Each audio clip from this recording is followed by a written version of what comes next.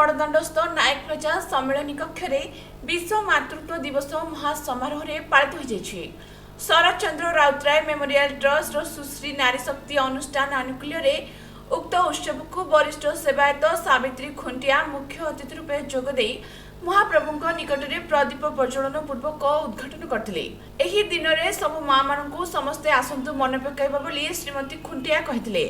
सम्मानित अतिथि रूपे जोगदे अरुणिमा नंद प्रमेय प्रतिनिधि राजश्री साहू प्रोफेसर डॉक्टर बैद्यनाथ मिश्र वरिष्ठ advocate Banshidhar Routray happiness foundation प्रतिष्ठाता प्रदीप्त प्रधान सुश्री नारी शक्ति संपादिका कल्पना मुदुली समस्त मातृ समाज आमर स्मरणीय एवं तांको समस्त आदेश निर्देश आम ग्रहणीय और करणीय बोली वक्तव्य कहते।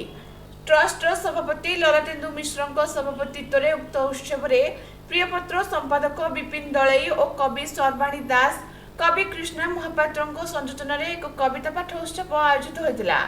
कांचन शुक्ला सुप्रीति शुक्ला पूजा प्रधान कवि हेमांगिनी महंती गीताराणी मिश्र कुनीलता साहू दीप्ति मिश्र आदि अनेक सांस्कृतिक कार्यक्रम परिवेशन करते।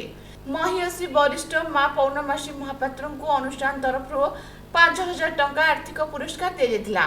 शेष एडवोकेट रचिता राउतराय धन्यवाद अर्पण कर सभासंग करते।